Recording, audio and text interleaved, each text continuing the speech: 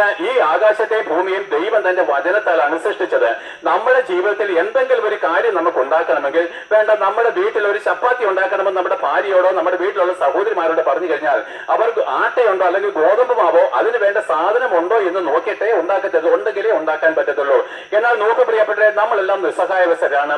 ഈ ഭൂമിയിലുള്ള സകലതും എന്താണ്, ഈ മണ്ണിൽ നിന്നോ വിണ്ണിൽ നിന്നോ നമ്മൾ കണ്ടെത്തി ഉണ്ടാക്കുന്നതാണ്. എന്നാൽ ആകാശവും ഭൂമിയും ഒരു നാൾ ഇവിടെ ഉണ്ടായിരുന്നില്ല. അപ്പോൾ ദൈവം കൽപ്പിച്ചു, ആകാശവും ഭൂമിയും ഉണ്ടായി വരട്ടെ എന്ന് കൽപ്പിച്ചപ്പോൾ ഇത്ര ബൃഹത്വവും മനോഹരവും ഉദാത്തവുമായിരിക്കുന്ന ഈ ഭൂമിയും ആകാശവും ഉണ്ടായി വന്നു. സൂര്യനെ ദൈവം തന്റെ വചനത്താലാണ് സൃഷ്ടിച്ചത്. ഇതാണ് പ്രിയപ്പെട്ട ദൈവം. ഇല്ലാത്തതിനെ ഉള്ളതുപോലെ വിളിച്ച് വേർതിരിച്ച ആ അത്യുന്നതനായിരിക്കുന്ന ദൈവത്തിന് മുമ്പിൽ മരിച്ചതിന് ശേഷം നമ്മൾ കണക്ക് കൊടുക്കണമെന്ന് നിങ്ങൾ അറിയുന്നില്ല എങ്കിൽ ഞങ്ങൾ അറിയുന്നു. അതുകൊണ്ട് നിങ്ങളെ സമ്മതിപ്പിച്ചും പോരുന്നു. കാരണം എന്താണ്, മരിച്ചതിന് ശേഷമുള്ള കാര്യങ്ങളെ പറ്റി വ്യക്തതയുള്ളവർ മരണാനന്തര ജീവിതത്തെ പറ്റി പറയുന്നു. നോക്കുവിന്, അങ്ങനെ ദൈവം അതിനുശേഷം എല്ലാ ജീവജാലങ്ങളെയും സൃഷ്ടിച്ചു. ആ മൃഗങ്ങളെ സൃഷ്ടിച്ചു, ഇഴജാതികളെ സൃഷ്ടിച്ചു, ആകാശത്തിലെ പറവകൾ ഉണ്ടായി വരട്ടെ എന്ന് കൽപ്പിച്ചു, ഉണ്ടായി വന്നു. അതോതരം ജീവവൃക്ഷങ്ങൾ, അതോതരം വൃക്ഷങ്ങൾ ഉണ്ടായി വരട്ടെ എന്ന് കൽപ്പിച്ച് ഫലങ്ങളോട് കൂടിയ വൃക്ഷങ്ങൾ അതും ഉണ്ടായി വന്നു.